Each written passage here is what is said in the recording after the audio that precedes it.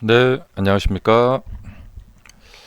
자, 다시 이제 월요일이 됐고요. 이제 7월 1일입니다. 7월이 이제 시작이 됐습니다. 7월 달에는 좀 여러분들 주가 상승이 나타나서 편안한 한 달 되시길 기원 드리고요. 음, 먼저, 어제 이제 그 테슬라가 좀 이 애프터까지 이렇게 많이 하락을 했는데요. 장 초반만 해도 그래도 주가가 좀 이렇게 버티고 있었어요.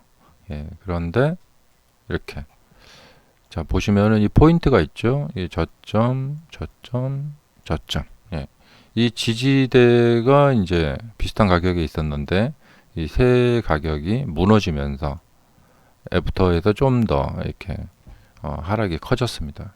수치상으로 보면은 이제 자 애프터까지 해서 한 4% 정도는 안 되고, 자 1.84, 2.04.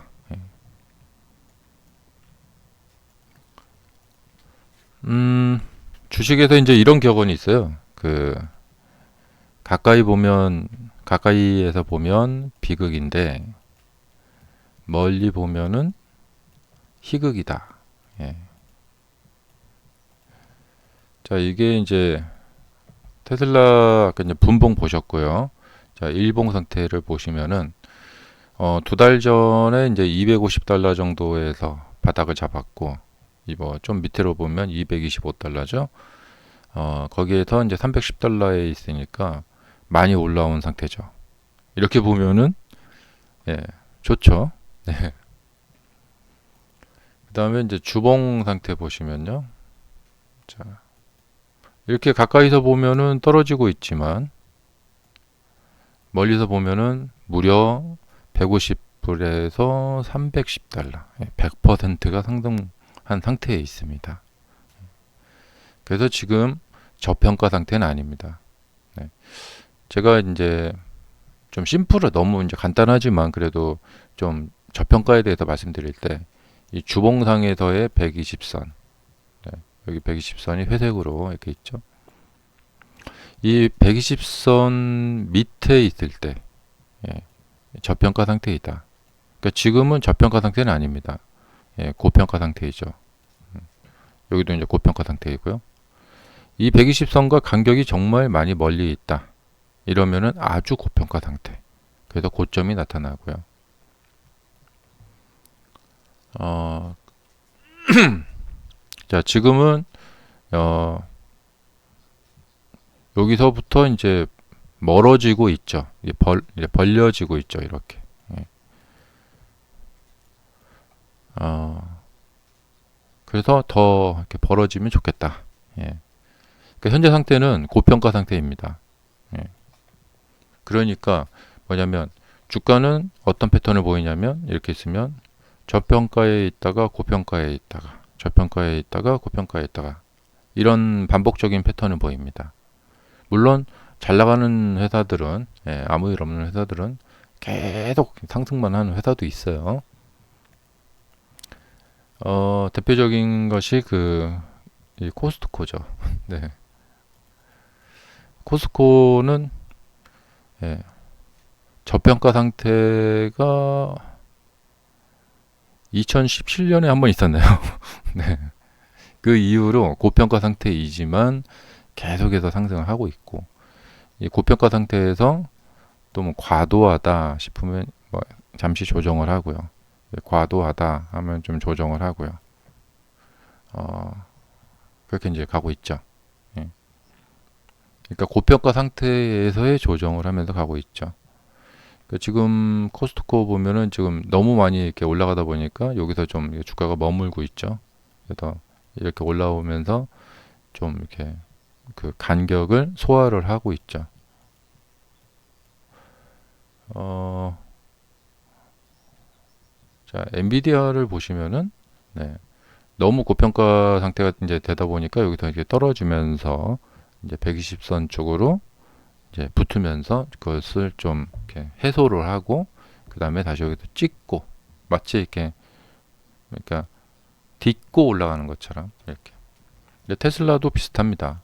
테슬라도 여기에서 이렇게 올라갔다가 딛고 이렇게 올라가서 여기 있는데, 예. 중요한 것은 이 60선이 깨지지 않아야 된다. 예.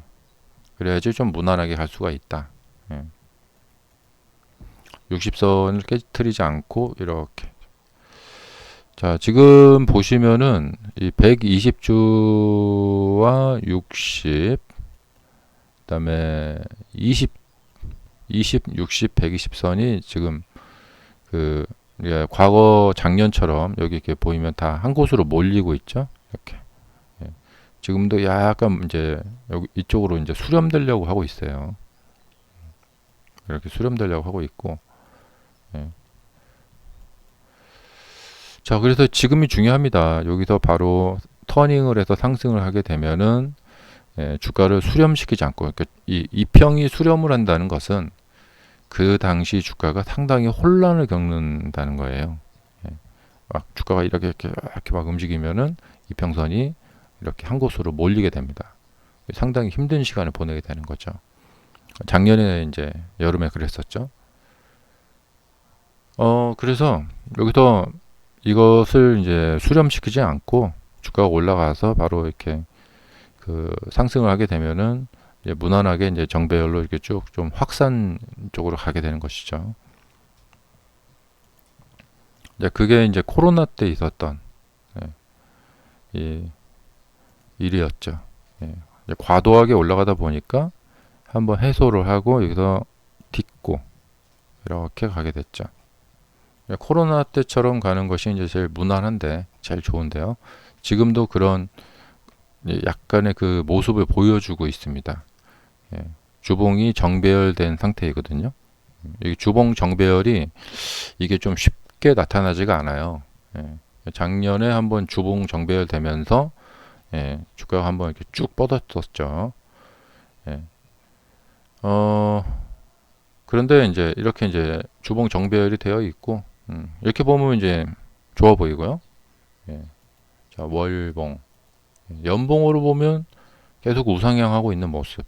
예, 밑에 꼬리를 많이 달면서 이런 모습은 정말 좋은 차트에서 나오는 급등 직전에 나오는 모습입니다. 예, 우리나라 이제 소형주들 보면은 이게 이제 일종의 이제 첫 상한가죠. 첫 상한가 치고 그 다음에 이제 조정 좀 하다가 계속해서 저점을 올리면서 우상향 쪽으로 가려고 하는 이 모습을 보이고 있죠. 예. 그러니까 어젯밤에 하락한 차트를 보면은, 예, 안 좋지만 또 멀리 보면, 예, 좋아 보인다. 이게 지금 테슬라의 모습입니다. 이렇게 분석이 됩니다. 네. 자, 근데 이제 테슬라가 이제 어떤 패턴을 보이냐면 머스크가 말조심을 해야 되는데, 자, 어제 왜 하락했느냐? 트럼프의 법안에 대해서 매우 높은 강도로 다시, 그러니까 저번에 여기서 말싸움을 하면서 우리가 마이너스 17%까지 경험을 했죠. 근데 한번 이제 학습 효과가 있다 보니까 좀 애프터장에서 이제 하락을 하긴 했지만, 또 트럼프 대통령의 어떤 반응을 좀 보면서 시장이 좀 반응을 보일 것 같은데, 뭐 끝없는 뭐 그냥 리미트 없는 싸움을 앞으로 막 무지막지하게 벌린다. 그러면 주가는 또 그에 따라서 좀 하락할 것 같고요. 오늘 그 저녁에, 그러니까 어제 저녁에 말싸움을 이제 먼저 머스크가 먼저 흔히 이제 징징댄다고 하죠. 네. 그 법안 그걸 그렇게 막 국회에서 통과시키려고 하면 나는 그 법안이 맞죠 하면서 막 징징대는 거예요. 네. 징징댄다는 말은 뭐냐면, 그렇게 뭐 징징대도 트럼프가 그 법안을, 머스크가 징징대니까 내가 법안을 수정을 해야겠구나. 머스크 말 들어야겠구나. 그럴 가능성은 적죠. 예. 전기차 보조금 계속 유지해야겠구나. 뻔히 그러지 않을 거라는 것을 알면서 이런 그 트위터에 이제 이런 비판의 글을 강도 높게 딱 올렸단 말이죠. 하지 마라. 저기 국회 상원 의원들 그거 하지 마라. 이렇게. 머스크가 하지 말라고 한다고 해서 그 상원 의원들이 하지 않는 건 아니죠. 그러면 머스크 성향상 이렇게 했는데 이제 머스크 성향상 뭐냐면 조금 애매한데 그동안 이제 테슬라 투자를 지금 한 5년째 하고 있단 말이죠. 머스크 성향상 이 문제를 그냥 넘어갈 리는 없다고 또 생각이 돼요. 그래서 뭐 이거 관련해서 뭐 신당 창당설도 있고 뭐 제가 신당을 창당할까요 말까요 막 그런 또 이야기를 할 것 같아요. 근데 지금 미국은 이제 민주당하고 공화당하고 아주 거의 반반씩 나누어져 있잖아요. 의석수 차이가 뭐 한두 석 차이잖아요. 근데 이제 가령 이제 신당을 창당했다. 근데 그래도 전 미국 전체로 봤을 때 난 머스크 좋아 하면서 한 몇 명은 찍을 수 있단 말이죠. 여기서 그러니까 한 3석이나 잘하면 뭐 2석 정도만 상원 의원을 얻어도 신당이 스윙 보트가 된단 말이죠. 이 조그마한 정당이 중간에 끼어가지고 이 정당이 찬성을 안 해주면 어떤 법안도 통과시킬 수 없게 되는 이상한 일이 벌어진단 말이죠. 아마 그거를 조금 머리에 지금 상상하고 그리고 있지 않을까. 예를 들면 뭐 텍사스주 같은 데서 이제 그 테슬라 본사가 있으니까 텍사스주하고 캘리포니아 같은 데서 한 2석 정도만 3석 정도만 딱 얻는다. 그러면은 이거 애매해질 수 있다는 거죠. 만약에 스윙보트 정당이 탄생이 된다. 그러면 아무 법안도 통과를 못 시킵니다. 근데 또 미국은 돈으로 정치하는 국가이기 때문에 머스크가 또 돈을 많이 들여서 상원 의원 또 유명한 사람들 막 영입해가지고 돈으로 밀어주면은 안 될 것도 아니란 말이죠. 불가능한 것도 아니란 말이죠. 그러니까 이게 결국에는 이렇게 찡찡대다가 결국에는 제가 신당을 찬당하겠습니다. 이런 방향으로 갈 가능성도 있다는 얘기죠. 이거에 대한 리스크가 있기 때문에 좀 여러분들이 대비를 좀 하시긴 하셔야 될 것 같아요. 그러니까 지금 이제 주식에서 이제 좀 중요한 게 뭐냐면요. 나의 매수 단가입니다. 그러니까 분할 매매하시는 분들도 계시지만 보통 개인 투자자들은 이제 몰빵 매매를 한 번에 많이 합니다. 그래서 이제 이렇게 상승시에 보면은 여기서 매수한 사람, 여기서 매수한 사람 이렇게 매수한 사람들이 이렇게 있는데 거래량을 보면은 대충 거래량이 증가할 때 또 저항선을 이렇게 돌파할 때 그때 개인 투자자들이 많이 들어옵니다. 그리고 나서 그 이후에 주가가 이렇게 하락을 할 때 이 매수 단가의 영향을 보면서 계좌의 변화를 보면서 내가 여기서 샀는데 이렇게 물렸어요. 그럼 상승 중이니까 뒷반등을 기대하면서 기다립니다. 근데 여기가 깨지면 손절을 하게 됩니다. 뭐 100명이면 100명이 다 그런 게 아니고 그렇기 때문에 상승이 이렇게 길어지는 거예요. 뭐냐면 100명 중에 한 40명이 손절하고 여기서는 또 나머지 한 30명이 손절하고 그리고 여기서는 또 나머지 한 20명이 손절하고 이렇게 맨 끝에 가서 이제 한 10명이 손절하고 이렇게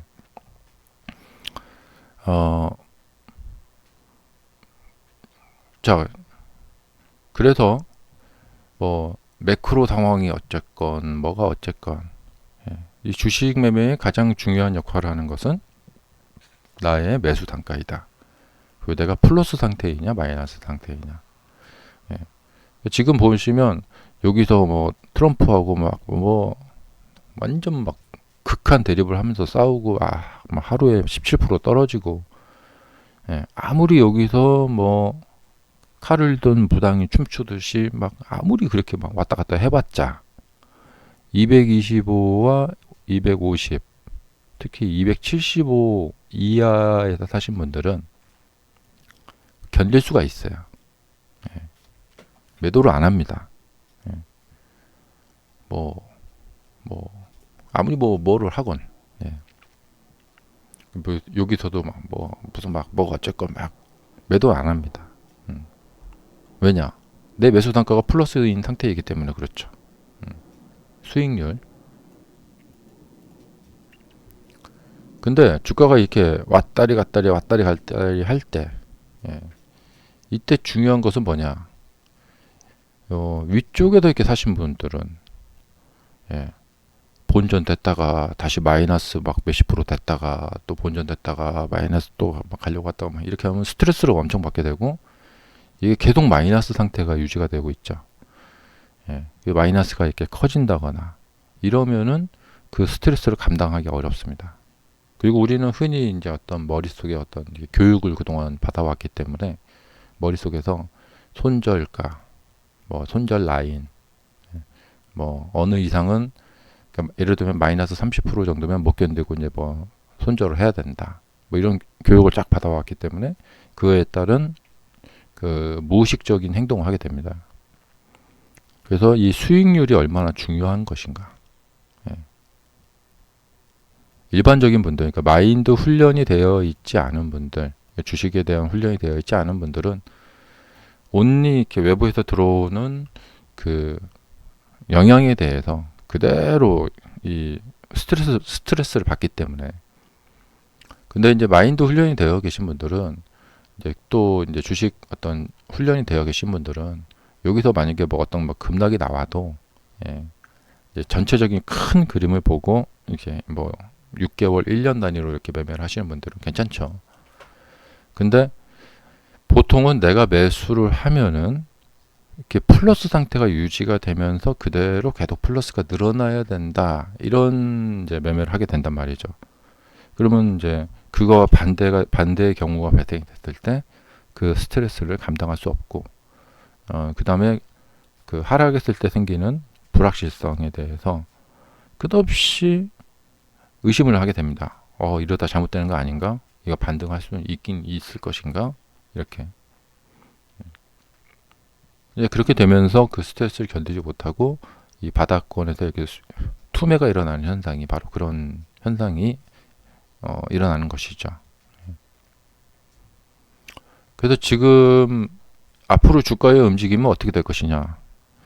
더 큰 악재가 발생이 되면은, 다시 이제 트럼프가 이제 포문을 열면서 예를 들면 테슬라 영업 면허를 취소시켜 버리겠다. 이런 식으로 한다던가, 미국 내에 전기차 생산 못하게 만들어 버리겠다. 이렇게 한다던가, 극한 대립을 한다. 그러면 그 추가 악재에 의해서 주가는 하락을 할 수밖에 없죠. 근데 그 추가 악재가 나올지 안 나올지는 이것도 불가능한 건 아닌데, 그래도 확실치는 않죠. 어떤 추가 악재가 나올지. 그러니까 사실 엊그저께만 해도 어젯밤처럼 머스크가 트위터에다가 이 법안은 역겨운 법안이다, 이런 글을 쓸 거라고는 누구도 예상하지 못했겠죠. 근데 갑작스럽게 나왔단 말이죠. 그래서 그거에 따라서 주가는 하락을 했고, 여기다 보면, 그래서 앞으로는 이제 그럴 것 같아요. 이제 당연히도 호재가 나오면 올라가고 악재가 나오면 떨어질 것이다.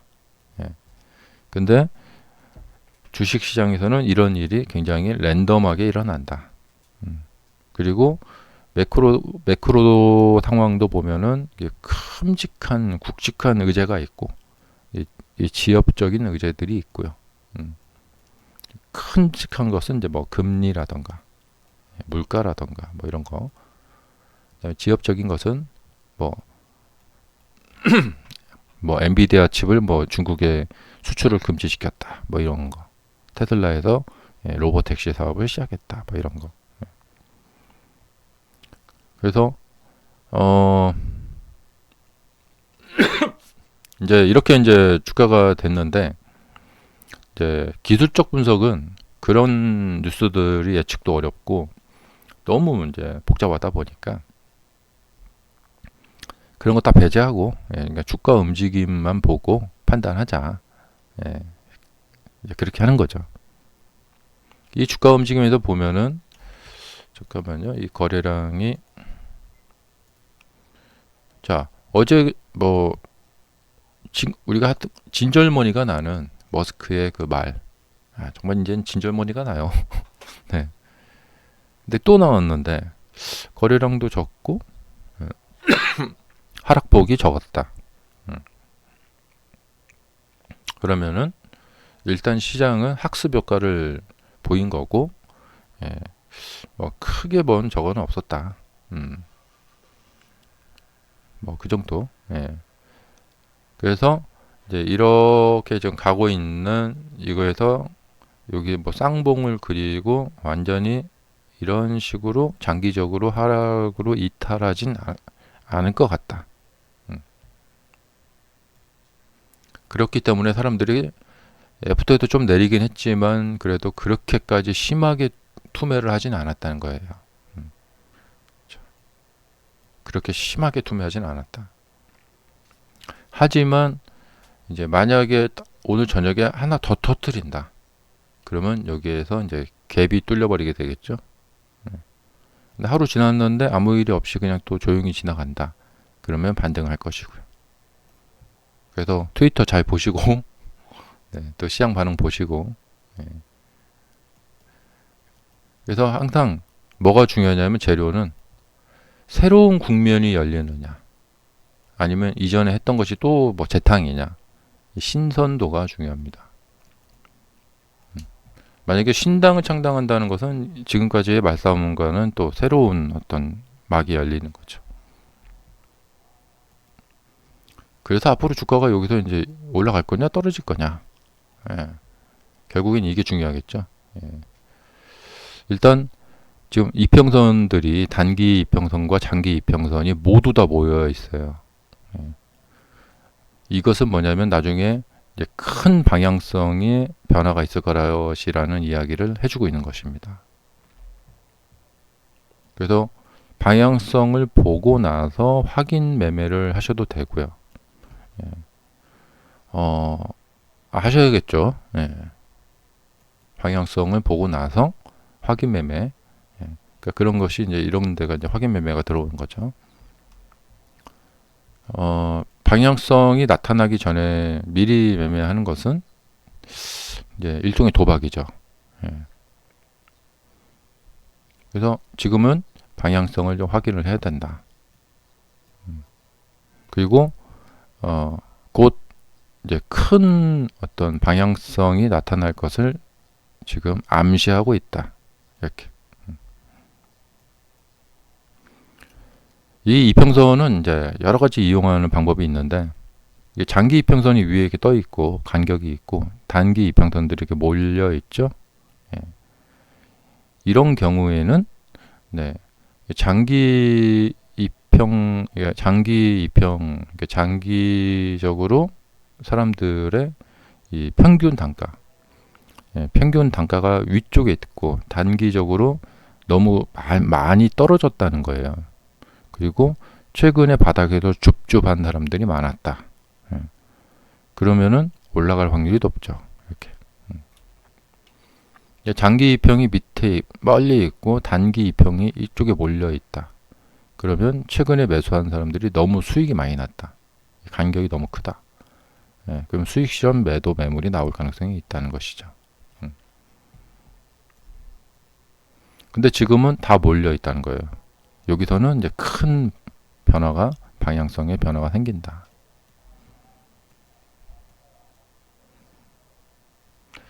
자, 7월 큰 변화가 예상이 되는데요. 여러분들 좋은 수익 나시는 한 달 되시기 바랍니다. 감사합니다.